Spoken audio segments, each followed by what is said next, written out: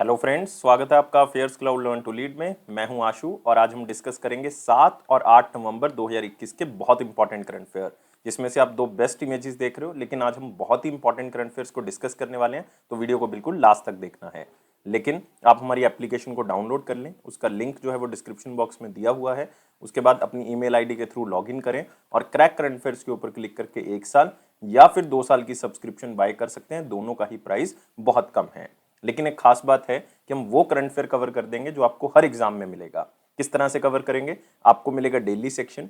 Daily में आपको 3 तरह के सेक्शन मिलेंगे: डिटेल करंट अफेयर का, क्वेश्चन एंड आंसर फॉर्मेट का और क्विज सेक्शन।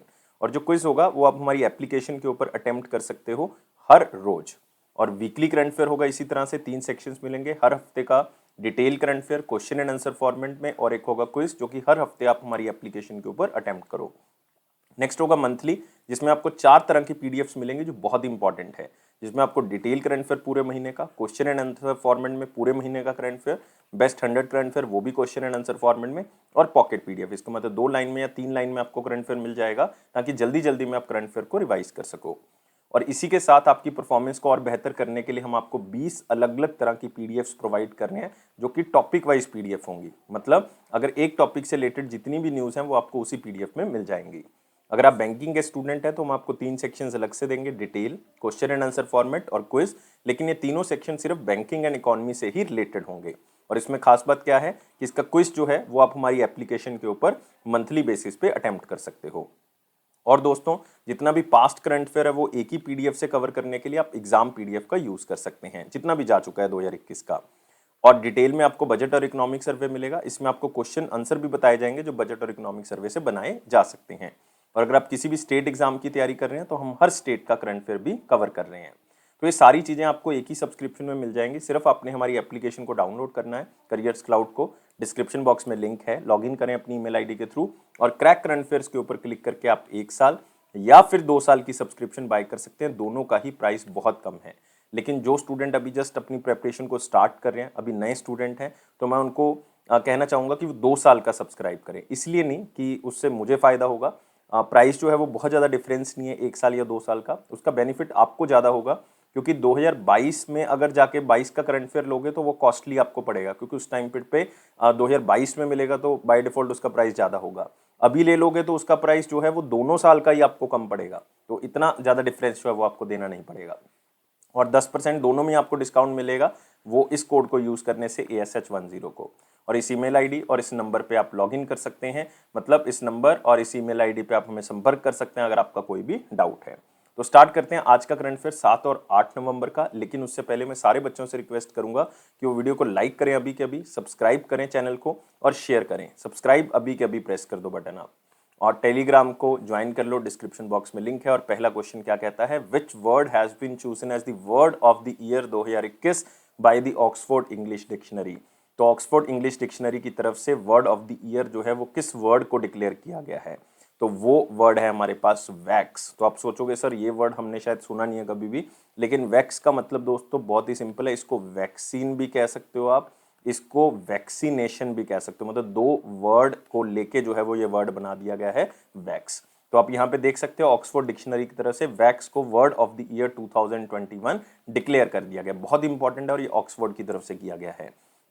और ये वर्ड जो वैक्स है, लाइक वैक्सीनेट और वैक्सीनेशन से बना हुआ है, मैंने बता दिया। और वैक्सीनेट जो है वो 34 गुना ज़्यादा जो है वो सर्च किया गया, और वैक्सीनेशन 18 गुना जो है वो सर्च किया गया। और उसका मेन कारण आपको पता ही है कि क्या है, कोविड-19। तो ये डाटा जो है वो सितंबर 2020 से लेके सितंबर 2021 के बीच में जो है वो सर्च किया गया है। और आपने याद रखना है कि वैक्स और वैक्सीन जो वर्ड है ये लैटिन वर्ड से जो है वो ड्राइव किया गया, जिसका मतलब है वेका।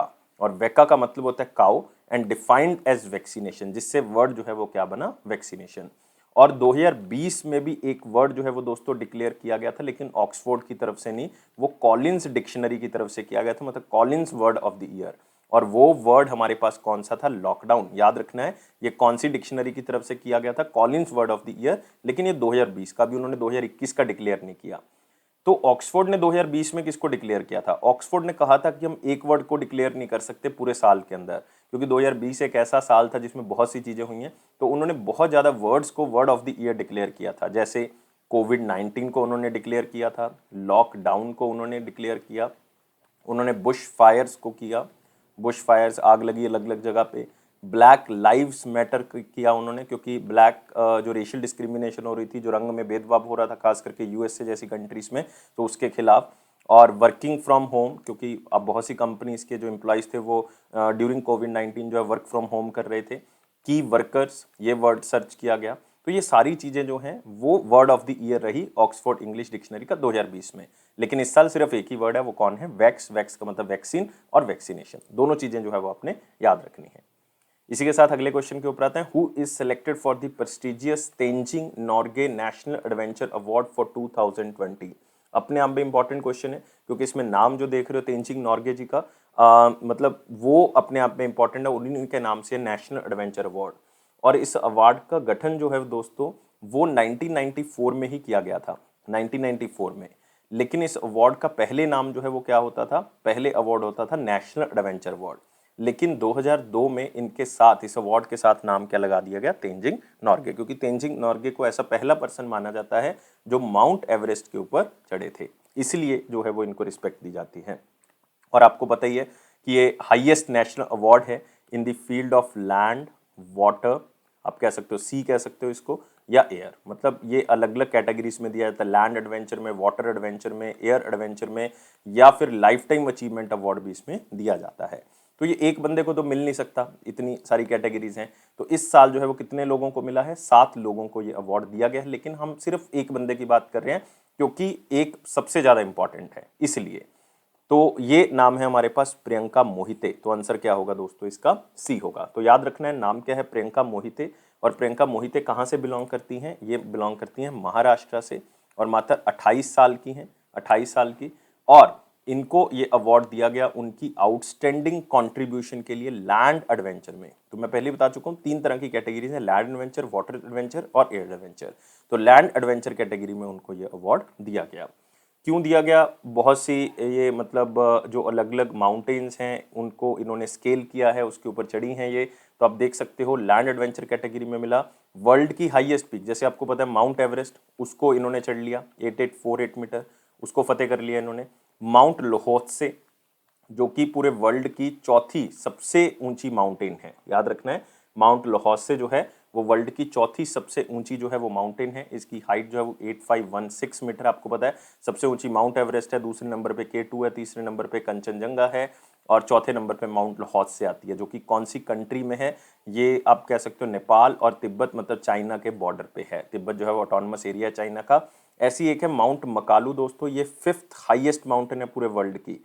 ये भी आपको जो है वो कहाँ पे मिलेगी? ये भी नेपाल और तिब्बत की बाउंड्री पे मिलेगी, लेकिन इसका मैक्सिमम एरिया नेपाल में लाई करता है। तो माउंट मकालू भी आप याद रख सकते हो। और ये ऐसी पहली इंडियन वुमेन है जो माउंट अन्नपूर्णा पे भी जो है वो चढ़ी हैं। और 10th हाईएस्ट माउंटेन है माउंट अन्नपूर्णा, और ये कौन सी कंट्री में पाई जाती है? नेपाल में पाई जाती है। इवन 2018 में एक ऐसा ही नाम सामने आया था जिसका नाम था शिवांगी पाठक, याद रख सकते हो दोस्तों। शिवांगी पाठक मात्र 16 साल की थी 2018 में, और वो यंगेस्ट इंडियन वुमेन है जिन्होंने माउंट एवरेस्ट को स्केल किया था। याद रखना है, यंगेस्ट इंडियन वुमेन है जिन्होंने माउंट एवरेस्ट को स्केल किया था। यंगेस्ट अपने आप में एक बहुत बड़ा रिकॉर्ड है, तो इसको याद रख सकते हो। तेंजिंग नॉर्गे अवार्ड क्या था वो बता चुका हूं, और इस साल 7 लोगों को मिला, ये हम बात कर चुके हैं। तो आप ये 7 के 7 लोग भी देख सकते हो। प्रियंका मोहिते हैं, जयप्रकाश कुमार हैं, कर्नल अमित बिष्ट हैं, शीतल हैं, श्रीकांत विश्वनाथन हैं, इनको वाटर एडवेंचर के अंदर मिला। कर्नल सर्वेश ददवाल हैं, इनको एयर एडवेंचर के अंदर मिला। Jaikishan life time achievement. तो इसमें कौन सा याद रखना है? क्योंकि सारे याद रहेंगे भी नहीं बहुत लंबे समय तक। आज तो आप याद कर लोगे, लेकिन लंबे समय तक नहीं रहेंगे। तो इसलिए मैं आपको 2 नाम जो है वो बहुत ही इंपॉर्टेंटली बता रहा हूँ। एक तो प्रियंका मोहिते, जो तो हम क्वेश्चन के अंदर कवर कर चुके हैं। एक कर्नल अमित बिष्ट, ये अपने आप में इंपॉर्टेंट है। ये 2 नाम से आपको क्वेश्चन जो है वो ज्यादा आने के चांसेस है, 90% से ज्यादा चांसेस है कि अगर क्वेश्चन यहाँ से बनता है तो इन 2 नाम से ही बनेगा। लेकिन फिर भी अगर आप एक कैटेगरी और याद करना चाहते हो तो आप लाइफ टाइम अचीवमेंट याद कर सकते हो, लेकिन बहुत ही कम चांस है, क्योंकि बहुत लोग जो है वो नहीं जानते हैं। तो जर्नल का मतलब होता है, जर्नल अवेयरनेस का मतलब होता है कि जर्नल जो सारे लोगों को पता हो चीजें, तो उसमें से क्वेश्चन पूछा जाएगा। तो अगले क्वेश्चन के ऊपर आते हैं। इसी के साथ वेरी इंपॉर्टेंट क्वेश्चन सेक्शन के ऊपर बढ़ते हैं। मोस्ट इंपॉर्टेंट खत्म कर चुके हैं, तो वीडियो को लाइक करना है, शेयर करना है और चैनल को सब्सक्राइब करना है। इसी टाइम पीरियड पे सब्सक्राइब कर दे और टेलीग्राम ग्रुप को आप ज्वाइन कर ले, डिस्क्रिप्शन बॉक्स से लिंक जो है वो गिवन है। तो पहला क्वेश्चन क्या है, मिनिस्ट्री ऑफ फाइनेंस ने अप्रूव कर दिया है एक प्रोविडेंट फंड के ऊपर इंटरेस्टेड कि 2020-21 में जो प्रोविडेंट फंड्स हैं, जो डिपॉजिट्स हैं उनके पास, तो उसके ऊपर वो कितना इंटरेस्ट जो है वो प्रोवाइड करेंगे। तो सिंपल सा क्वेश्चन है, इसको चाहे इसी तरह से याद कर लें और इसमें जो इंटरेस्ट मिलेगा दोस्तों वो कितना मिलेगा, वो मिलेगा 8.5%। तो बहुत ही सिंपल सा क्वेश्चन था, आंसर क्या होगा, सी होगा। तो इसका मतलब ये बहुत से जो बेनिफिशियरीज हैं जो प्रोविडेंट फंड में पैसा डालते हैं तो उनको बेनिफिट मिलेगा और ये 60 मिलियन बेनिफिशियरीज को बेनिफिट करेगा। और ऑर्गेनाइजेशन कौन सी है, ईपीएफओ है जो ये प्रोवाइड करेगा। पिछले साल ईपीएफओ के पास 1000 करोड़ रुपए सरप्लस में पड़े हुए थे, लेकिन ये सारा 8.5% देने के बाद अब उनके पास 300 करोड़ ही रह जाएगा। तो ये दो मिनिस्ट्रीज का इनिशिएटिव होता है बेसिकली, एक तो ministry of finance Nirmala Sitharaman ji, सबको पता है, और एक हमारे पास यूनियन मिनिस्टर भूपेंद्र यादव। भूपेंद्र यादव मतलब मैं बात कर रहा हूँ ministry of labour and employment, दोनों का सहयोग से ये प्रोविडेंट फंड जो है वो प्रोवाइड किया जाता है। तो इसी के साथ आपने याद रखना है, फाइनेंस मिनिस्ट्री ने अप्रूव कर लिया कि 8.5, ये आपने याद रखना है, यहीं से इतना ही क्वेश्चन बन सकता है। लेकिन लास्ट क्वेश्चन में दोस्तों हमने कुछ बात की थी ये अवार्ड की, तेंजिंग नॉर्गे नेशनल अवार्ड की। तो इसमें आप क्वेश्चन को और भी आगे लेके जा सकते हो। लाइक आप इसमें और नाम देख रहे हो, जैसे आप यहाँ पे देख रहे हो वेलेरिया लुइसेली। वेलेरिया लुइसेली को रिसेंटली एक अवार्ड दिया गया है, इंटरनेशनल डबलिन लिटरेरी अवार्ड। याद रखना है, डबलिन लिटरेरी अवार्ड 2021 का। इन्होंने एक नॉवल लिखी थी लॉस्ट चिल्ड्रन आर्काइव, तो याद रख सकते हो lost children archive. Next Bhanumati गीवाला, इनको मिला है फ्लोरेंस नाइटिंगेल अवार्ड और ये नर्सिस को दिया जाता है और बहुत सी नर्सिस को मिला है, लेकिन इसमें ये नाम आपने याद रखना है, भानुमति गीवाला। के शैलजा जो कि हेल्थ मिनिस्टर रह चुकी हैं केरला की, इनको मिला है ओपन सोसाइटी प्राइज। कौन सा, ओपन सोसाइटी प्राइज 2021, और ये उनका हेल्थ सर्विसेज के लिए मैं पहले बता चुका हूँ, हेल्थ मिनिस्टर रह चुकी हैं केरला की। और ये किसकी तरफ से दिया गया है, सेंट्रल यूरोपियन यूनिवर्सिटी की तरफ से दिया गया, उनका हाईएस्ट अवार्ड है ये। तो ये भी आप याद रख सकते हो। तो तीसरा क्वेश्चन भी हो चुका है, चौथे के ऊपर बढ़ते हैं। रिनाउंड कोच, तो बहुत ही फेमस कोच तो है ही हैं, साथ में इनको द्रोणाचार्य अवार्ड भी मिल चुका है।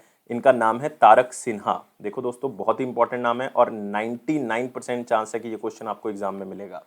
He was coach of which game, क्योंकि ये कोच रह चुके हैं ऋषभ पंत के, शिखर धवन के, मतलब बहुत ही इंपॉर्टेंट प्लेयर्स हैं जिनके कोच रह चुके हैं, मेंटर रह चुके हैं। तो आंसर क्या होगा, क्रिकेट होगा। तो याद रखना है तारक सिन्हा, इनको द्रोणाचार्य अवार्ड भी मिल चुका है और आप यहाँ पे देख सकते हो उनका चेहरा। Tarak Sinha legendary cricket coach and Dronacharya awardee, dies at the age of 71। और इनको जो ये द्रोणाचार्य अवार्ड है दोस्तों, ये 2018 में मिला था और ये लाइफ टाइम कैटेगरी के अंदर मिला था इनको, क्रिकेट की कैटेगरी के अंदर द्रोणाचार्य अवार्ड। तो आप देख सकते हो तारक सिन्हा जो कि सोनेट क्रिकेट क्लब के फाउंडर भी रह चुके हैं, इवन हेड कोच भी रह चुके हैं जो नेशनल वुमेन क्रिकेट टीम है हमारी। ये बहुत बड़ी बात है कि उनके हेड कोच रह चुके हैं नेशनल वुमेन क्रिकेट टीम के।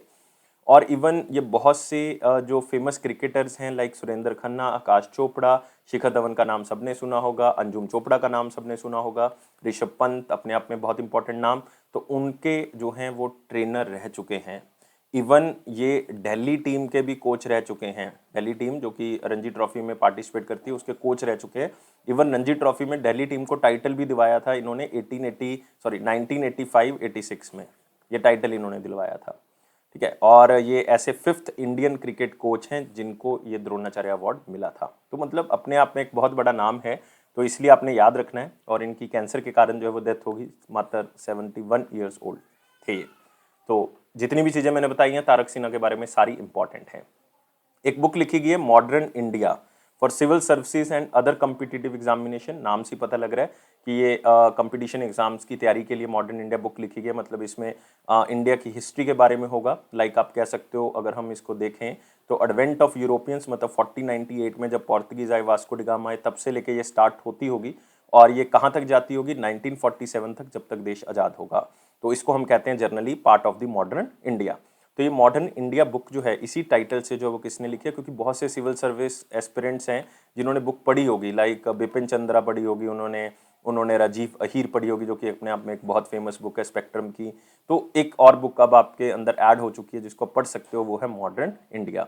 और ये बुक किसने लिखी है, पूनम धलाल दहिया ने लिखी है, आंसर होगा डी। और इसमें खास बात है कि क्यों हम इसको कवर कर रहे हैं, इसके पीछे कारण है कि इसको चीफ मिनिस्टर जो मनोहर लाल खट्टर जी हैं हरियाणा के, उन्होंने इसको जो है वो रिलीज किया है। तो ये इसलिए हम क्वेश्चन को कवर कर रहे हैं स्पेशली हरियाणा स्टूडेंट्स के लिए। और पूनम दलाल दहिया कौन है? ये असिस्टेंट सुप्रिटेंडेंट ऑफ पुलिस हैं, कहाँ पे? गुरुग्राम के अंदर, मतलब गुड़गांव के अंदर आजकल उनकी पोस्टिंग है।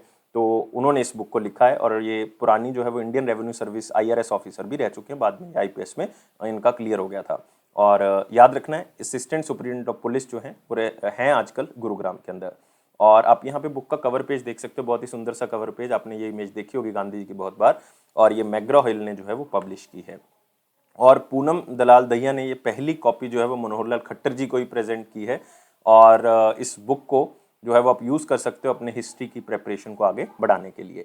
लेकिन बाकी जो आप नाम देख रहे हो ये भी इंपॉर्टेंट है, लाइक रामचंद्र गुहा आप देख रहे हो यहाँ पे, बहुत बड़े हिस्टोरियन है। बहुत से सिविल सर्वेंट्स जो आज हैं या अभी तैयारी कर रहे हैं, तो उन्होंने एक बुक पढ़ी होगी खास करके मेंस के लिए, इंडिया आफ्टर इंडिपेंडेंस, वो रामचंद्र गुहा जी की बहुत फेमस बुक है।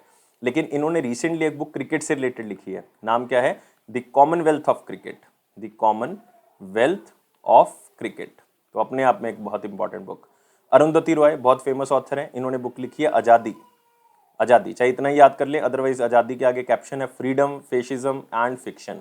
नेक्स्ट धीरा खंडेलवाल, इन्होंने बुक लिखी है, ये भी हरियाणा से रिलेटेड है और ये हरियाणा इन्वायरमेंट से रिलेटेड है, Haryana environment and pollution code. तो मतलब दो चीज़ें जो है वो यहाँ पे हरियाणा से रिलेटेड होगी। एक तो धीरा खंडेलवाल ने बुक लिखी है हरियाणा से रिलेटेड, एक पूनम दलाल दहिया जो हरियाणा से बिलोंग करती है, उन्होंने मॉडर्न इंडिया लिख दी। तो बहुत से इंपॉर्टेंट नाम है। नेक्स्ट, कौन सी स्टेट ने लॉन्च की है एक स्कीम जिसका नाम क्या है? मुख्यमंत्री गस्यारी कल्याण योजना। बहुत इंपॉर्टेंट है गस्यारी कल्याण योजना, और ये अमित शाह जी ने लॉन्च की है स्टेट में जाके। अब देखो, अगर अमित शाह जी या मोदी जी लॉन्च करते हैं किसी स्टेट में जाके स्टेट स्कीम, इसका मतलब आप समझ सकते हो कि वहाँ पे इलेक्शंस हैं। तो 2022 में स्टेट में इलेक्शन है, तो आप देख सकते हो कौन कौन सी स्टेट में यहाँ पे इलेक्शन आपको मिलेंगे 2022 में। जो मेन स्टेट है यहाँ पे आपको निकल के आएगी वो उत्तराखंड है, क्योंकि गोवा में इलेक्शन है, उत्तराखंड में इलेक्शन है, पंजाब में इलेक्शन है, यूपी में इलेक्शन है। तो ये 4 स्टेट्स तो कन्फर्म्ड ही हैं जिसमें 2022 में इलेक्शन है। तो उत्तराखंड यहाँ पे आंसर होगा। तो आप यहाँ पे देख सकते हो अमित शाह जी, यहाँ पे आप देख सकते हो अमित शाह जी, इन्होंने ये लॉन्च किया इस योजना का, गस्यारी कल्याण योजना। और यहाँ पे आप चीफ मिनिस्टर देख सकते हो उत्तराखंड के, जो कौन है हमारे पास, जो हैं पुष्कर सिंह धामी जी, पुष्कर सिंह धामी जी, इन्होंने इसको लॉन्च किया। तो आप यहाँ पे देख सकते हैं ये स्कीम है किसके बारे में। ये स्कीम का मेन लक्ष्य है कि जो फार्मर्स की इनकम है, जो डेयरी सेक्टर से जुड़े हुए हैं या किसी भी तरह से जुड़े हुए हैं डेयरी सेक्टर से, तो उनकी इनकम को बढ़ाना है। तो कैसे बढ़ाएंगे?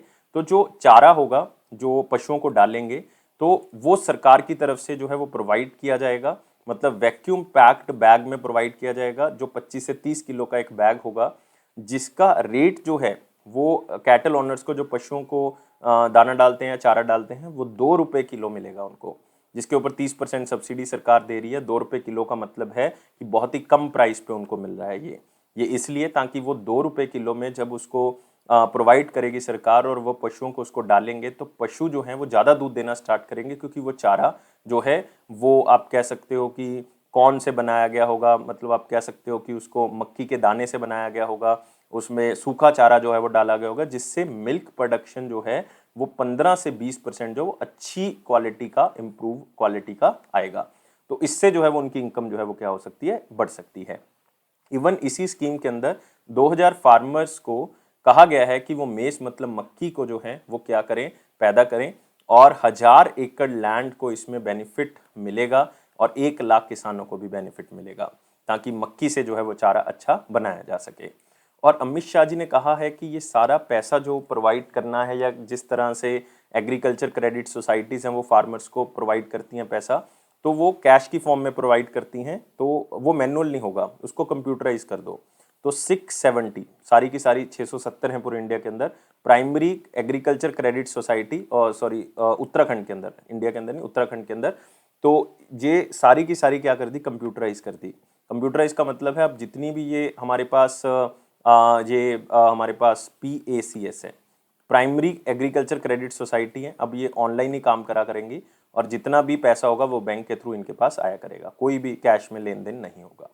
तो इससे जो है वो ट्रांसपेरेंसी थोड़ी सी और इंक्रीज होगी। तो इसमें सबसे इंपॉर्टेंट है गस्यारी कल्याण योजना, उत्तराखंड। चीफ मिनिस्टर आपको पता है पुष्कर सिंह धामी जी, और यहाँ के गवर्नर हैं गुरमीत सिंह। कौन है? गुरमीत सिंह। और साथ में याद रखेंगे यहाँ पे आपको मिलेगा नंदा देवी बायोस्फीयर रिजर्व, यहीं पे आपको मिलेगा जिम कॉर्बेट नेशनल पार्क, बहुत इंपॉर्टेंट है जिम कॉर्बेट नेशनल पार्क, याद रखोगे। और ये ओल्डेस्ट नेशनल पार्क है दोस्तों इंडिया का, ओल्डेस्ट। नेक्स्ट आते हैं अगला क्वेश्चन, कौन सी कंट्री ने रिसेंटली डिसाइड किया है कि वो एक रोवर जो है वो चंद्रमा मतलब चांद पे भेजेंगे, मून पे भेजेंगे ताकि पानी की खोज की जा सके, और ये कब होगा 2024 में। और ये काम करेगा ऑस्ट्रेलिया, लेकिन अकेला नहीं करेगा, कनाडा की एक कंपनी के साथ मिलकर करेगा, ये याद रखना है। और साथ में ऑस्ट्रेलिया का एक इंस्टीट्यूट भी होगा जिसका नाम होगा university of technology Sydney, university of Sydney कह सकते हो आप simply, university of technology Sydney, ये साथ में मतलब तीन इसमें चीज़ें हैं, एक तो ऑस्ट्रेलिया की प्राइवेट कंपनी, एक कनाडा की प्राइवेट कंपनी, एक यूनिवर्सिटी ऑफ सिडनी, तीनों मिलके जो हैं वो एक रोवर का निर्माण करेंगे और उसको कहाँ पे भेजेंगे, ये भेजेंगे चांद पे ताकि पानी की खोज की जा सके। बहुत ही सिंपल सा क्वेश्चन हो गया अब। और Australia is putting a rover on the moon in 2024 to search water. हम सिर्फ ऑस्ट्रेलिया क्यों लिख रहे हैं, कनाडा क्यों नहीं लिख रहे, क्योंकि जितने भी पार्ट्स हैं इस रोवर के जो बनाया जाएगा वो साला ऑस्ट्रेलिया का होगा, मतलब ऑस्ट्रेलियन मेड कंपोनेंट्स होंगे। और ऐसा पहली बार हो रहा है कि ऑस्ट्रेलिया इंडिजीनियसली मतलब अपने आप जो है वो इन कंपोनेंट्स को बना रहा है और उसको यूज़ कर रहा है, बाहर से नहीं मंगवाएगा। और ये मिशन जो है वो कहाँ से लॉन्च किया जाएगा, ये हाकुतो लैंडर से लॉन्च किया जाएगा जो कि आई स्पेस के द्वारा बनाया जाएगा, कंपनी है आई स्पेस, और ये एक ल्यूनर रोबोटिक एक्सप्लोरेशन कंपनी है, कहाँ की, जापान की। तो देखो एक कंट्री और इसमें ऐड हो गया, वो जापान है, लेकिन उसका कोई सहयोग नहीं होगा, सिर्फ वो एक लैंडर बनाएगी जिससे जो है वो रोवर को चंद्रमा तक पहुंचाया जाएगा। और वो लैंडर जो है वो कौन बनाएगी, कंपनी आई स्पेस बनाएगी जो जापान की होगी। और रोवर जो होगा उसके साथ जो है वो एक रोबोटिक आर्म होगी, मतलब एक रोबोटिक फंक्शनल काम करेगा। उसका नाम क्या होगा वो तो अभी डिसाइड नहीं किया उन्होंने, लेकिन ये कौन बनाएगा, एक तो ऑस्ट्रेलिया की प्राइवेट कंपनी है जिसका नाम है एक्सप्लोर स्पेस टेक्नोलॉजी, और एक कनाडा की प्राइवेट कंपनी है स्टारडस्ट टेक्नोलॉजी, मतलब दोनों मिलकर इसको बनाएंगे। और आप याद रख सकते हो कि ये जो रोबोटिक आर्म है यही मेन होती है रोवर की, क्योंकि ये क्या काम करेगी, ये हाई रेजोल्यूशन इमेजेस जो वहाँ की होंगी और वहाँ का जो डाटा होगा उसको अपने कैमरा सेंसर्स के थ्रू जो है वो नीचे यूनिवर्सिटी ऑफ सिडनी के पास भेजेगा, और यूनिवर्सिटी ऑफ सिडनी उसको असेस करेगा, उसके फिजिकल और केमिकल कंपोजिशन को जांच करेगा, उसका आप कह सकते हो सॉइल रॉक्स कैसी हैं उसके बारे में जांच करेगा। ये फंक्शन है यूनिवर्सिटी ऑफ सिडनी का, तो याद रखना है, बहुत ही सिंपल सा क्वेश्चन है। अगले क्वेश्चन के ऊपर आते हैं, who adopt first of its kind resolution on protecting education from conflict. तो देखिए और बहुत बड़ा जो है वो ये लिया गया और पहली बार हुआ है कि ऐसा एजुकेशन को प्रोटेक्ट करने के लिए कोई रेजोल्यूशन पास किया गया है। इस रेजोल्यूशन को एक नंबर दिया गया है और वो नंबर क्या है, 2601। तो ये जो है वो किससे रिलेटेड है, एजुकेशन को प्रोटेक्ट, क्योंकि जब भी दो कंट्रीज या दो से ज़्यादा कंट्रीज में वॉर होती है तो बहुत से एजुकेशन इंस्टीट्यूशन, टीचर, स्टूडेंट्स, ठीक है, उनके ऊपर भी अटैक होता है और बहुत सी इंस्टीट्यूट्स को तोड़ दिया जाता है, बहुत से स्कूल्स को तोड़ दिया जाता है। तो ये ना हो, इसी के लिए ये रेजोल्यूशन पास किया गया कि जो भी पार्टीज में वॉर चल रही है वो स्पेशली ये ध्यान रखें कि एजुकेशन को कोई खतरा ना हो। और ये यूनाइटेड नेशन सिक्योरिटी काउंसिल की तरफ से किया गया है ताकि स्कूल्स को सिविलियंस को, जो आम लोग हैं, उन जो स्कूल्स के साथ कनेक्टेड हैं, उनके बच्चे वहाँ पे पढ़ रहे हैं तो उनको कोई भी नुकसान जो है वो नहीं पहुँचना चाहिए। और ये स्कूल्स के खिलाफ जो अटैक होते हैं, खास करके जो अभी अफगानिस्तान में हुए बच्चों के खिलाफ या टीचर्स के खिलाफ, तो दोनों पार्टीज को ये कहा जाएगा इस protecting education from conflict resolution के अंतर्गत कि आपने राइट टू एजुकेशन को बरकरार रखना है। और राइट टू एजुकेशन बहुत इंपॉर्टेंट है, इवन इंडियन कॉन्स्टिट्यूशन में स्टार्टिंग से नहीं था, लेकिन इसको आर्टिकल 21A में डाला गया और ये हमारा क्या बन गया, एक फंडामेंटल राइट बन गया।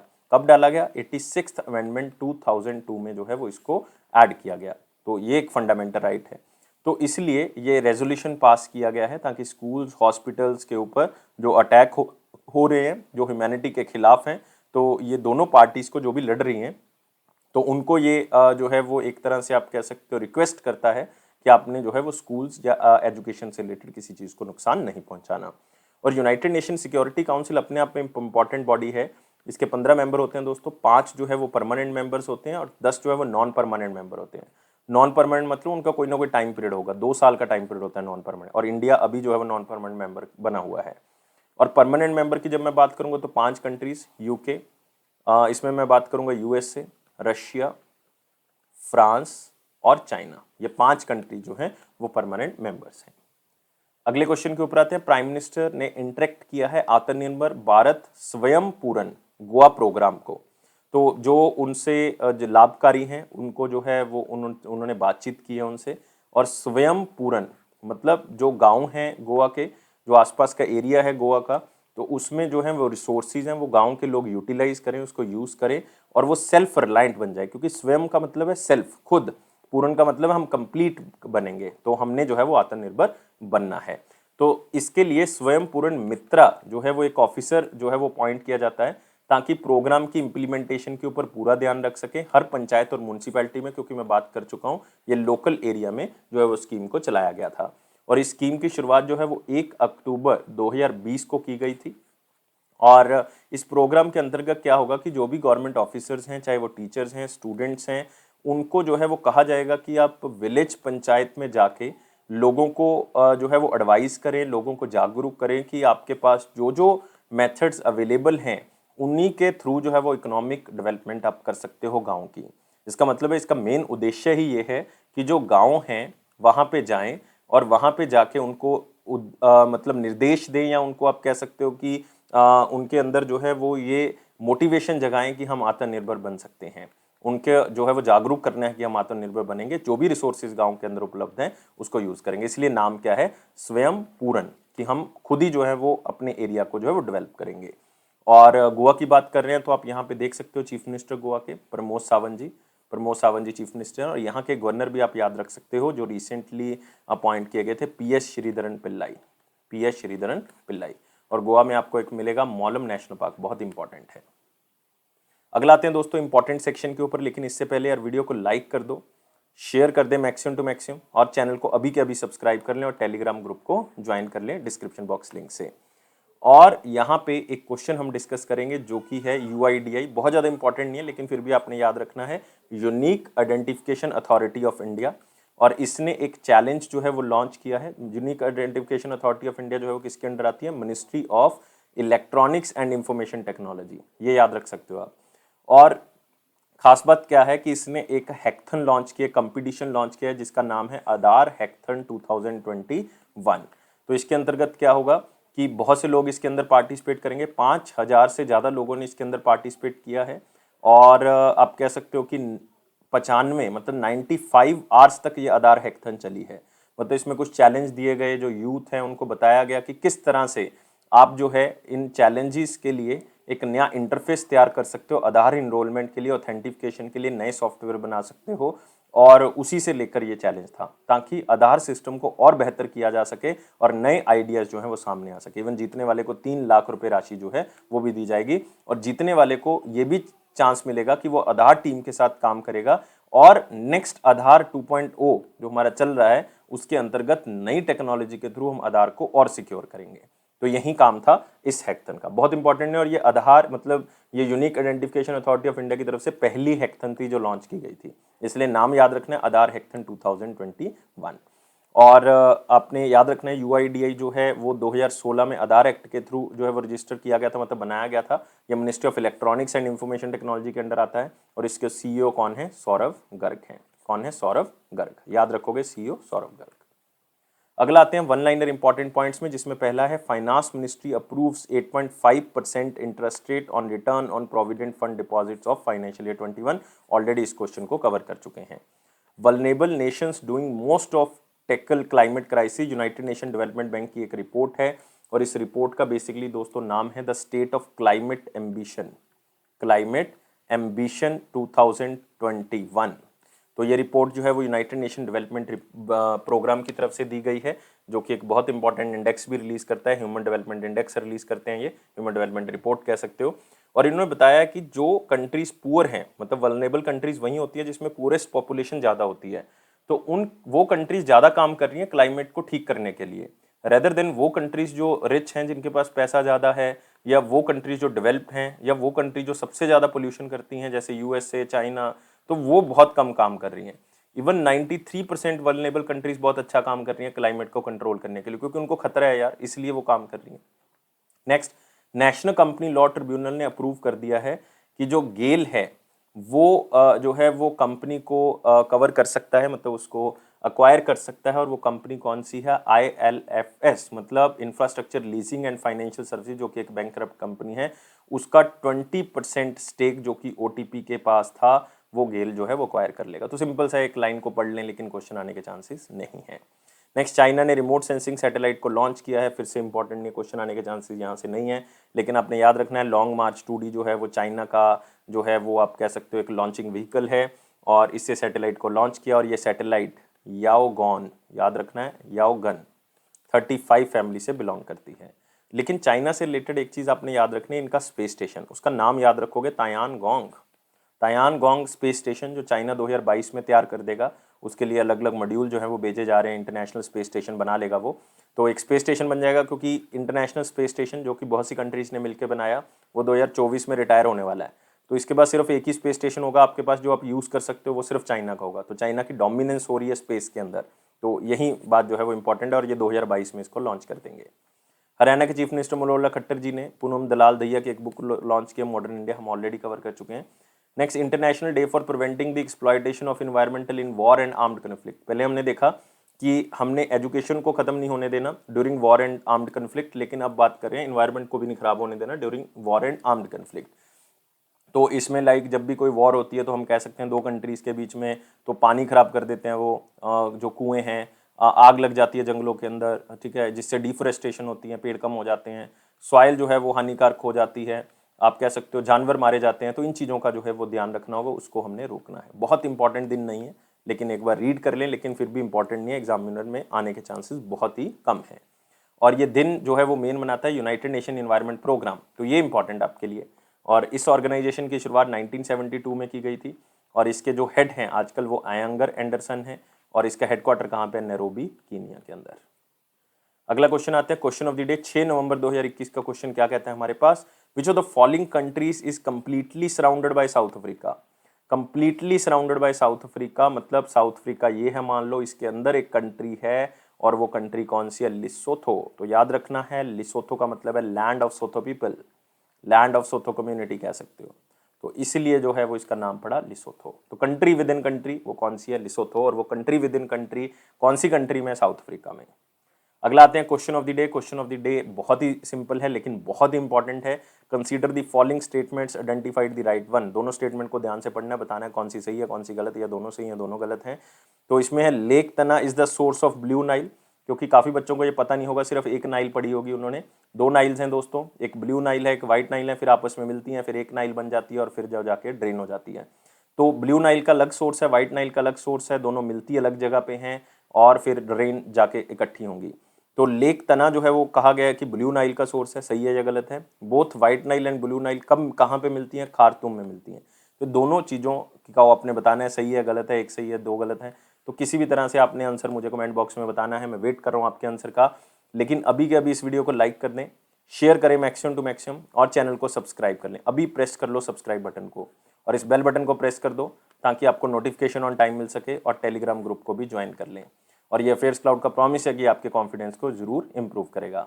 लेकिन हमने कल जो है वो एक इनिशिएटिव जो है वो स्टार्ट किया है, तो उसको आप ध्यान से सुनो, क्या मैं कह रहा हूँ उसको ध्यान से समझो, और वो आपके बिल्कुल काम आएगा। तो ध्यान से सुनना है आपने।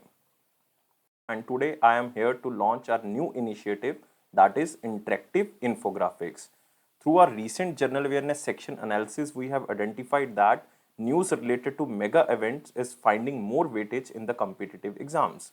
And in order to cover news related to mega events such as Olympics, national awards, cabinet appointments, all of which contain heavy information, we have chosen a different way to convey, that is interactive infographics. You can see like this PDF, only one PDF will cover entire Olympics, and this is a single interactive PDF. You can see here, this is a single interactive PDF, but it contains total 15 pages. You can see this is written here, 15 pages lead to exclusive content. What you have to do, if you click on a particular image, then it will show you all the detail about it. Like if you want to see about medals, then you have to click on medals. You can see page 2 is written here, then you can know all the things about the medals. Even you can also recall all the famous medal winners in the past. And you can click on this Tokyo Olympics. You can see this is the page number 1. Page number 1 is written on the right top, and all the information, very important information related to the 2022 Tokyo Olympics you can get from this PDF, even this particular page 1. If you want to know about different players, then you have to click on the players, like you have to click on the Bajrang Punia. Then all the information related to Bajrang Punia you can get from this page number 3. Then if you want to know about Neeraj Chopra, then you have to click on the Neeraj Chopra. Then you can see here page number 4 is there, and you will get all the information about Neeraj Chopra. So all the things related to particular image you will get by clicking on that image. So you can get all the information from single PDF. That's why we named it as interactive infographics. You want to see Tokyo records, then you have to click on this Tokyo records. You can see this is the page number 14, and this PDF contains total 14 to 15 pages. 15 is basically the last page, so total information is given in the 14 to 15 pages. And this format of presentation will help you to remember all the valuable information in an easy manner by connecting information to the related images. So we have launched 2 versions of this interactive infographics PDF. One is version 1 and second is version 2. Version 1 is basically, you can see this is written here like desktop version. So desktop version means you can view on this on your laptop, on your PC, and version 2 is basically for both mobile and desktop. But desktop version can be read only in mobile with the support of WPS application or OneDrive application, and can be interacted by clicking each image. But I am suggesting you, all the students, that please use desktop version on your laptop or your PC, and you can also use the application if you want to use on your mobile application. But I am suggesting please open mobile version in the mobile application and desktop version in the desktop, or you can say on your PC or your laptop. So our team has worked immensely hard to bring this to you. So please do share your valuable suggestions and feedback through comments, as well as it will boost us to create further such innovative initiatives. And please like this video, share this video, and subscribe this channel. And thank you all of you for watching this, and take care. Please comment us, and your valuable suggestions are basically very important for us, so that we can create further these type of initiatives. Thank you guys, take care, and bye bye.